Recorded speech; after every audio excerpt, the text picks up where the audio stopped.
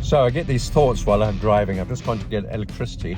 Electricity has gone up 3 times in South Africa. So it's 3 times more expensive now than it was, I don't know, a year and a half ago. But there isn't electricity for 3 times longer during the day. So actually, it doesn't really cost that much more, because half the day the electricity doesn't work. So we don't use as much, and therefore the price rises don't really matter. So there's a thought for you. I just had a thought about currencies and where are currencies going. A couple of interesting things. So we've seen that we've got sticky inflation in the US and in Europe. We just had the European numbers coming out, 5.5% core inflation. The ECB has been pretty hawkish over the last while, and then suddenly about 3 weeks ago they turned dovish, basically because the European economy is in a state of collapse, and Germany narrowly avoided going into recession.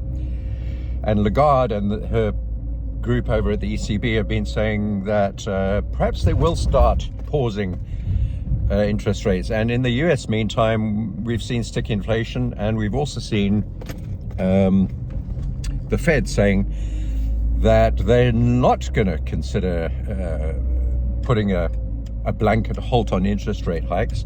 In other words, interest rates may still go up in the US, which is kind of bullish for the dollar, and bearish for the stock markets, and bearish for gold, and so on. So I think the question is, who's going to crack first? Is it going to be the ECB, or is it going to be the US Fed? On the other hand, we've got the Japanese with their inflation, core inflation, stuck at 3.5%, well above the 2% rate. And we're also approaching the area where the Japanese are likely to intervene to stop the depreciation of the yen against not only the dollar, but other currencies as well.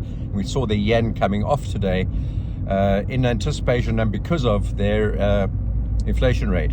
And there may be some intervention coming up. So where are we on currencies? Overall, I think we could see some strength coming to the Japanese yen.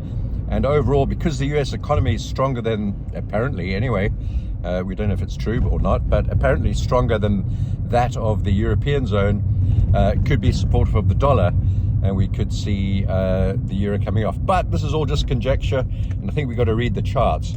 So I'm pulling in to buy electricity now at the garage. You have to buy it, get a little card and a prepaid meter with which you can buy your electricity. So overall, it seems like it's kind of supportive of the dollar, but on the other hand, the dollar is at a very key technical level on the charts, right at the 78.6% Fibonacci level and the recent triple top high. So whether we're going to see the dollar break through there or not, and whether there are going to be some other exacerbating factors that affect all of this, I don't know. It's Friday afternoon. Are we going to see a free fall Friday or to the moon Friday? We'll have to wait and see. Just my thoughts on currencies. But my positioning is I'm kind of slightly long on gold despite all of that, and a little bit sort of hedged balance on the euro and the pound. And also I'm short on some of the yen pairs and looking to sell more yen pairs like dollar yen, pound yen, CAD yen, Swiss yen, etc. Okay, I'm not sure how all that came out. I'm just refilming now. It's surprisingly difficult to drive and film with this is just my cell phone I'm using, my Apple. It's probably illegal too. But basically what I'm trying to say is we've got sticky inflation everywhere in the US and in Europe and in Japan. And we've got conflicting messages. The Europeans are saying that perhaps they won't continue to inflate interest rates. The US saying perhaps they will, so slightly hawkish on the US side, slightly dovish on the side of the Europeans.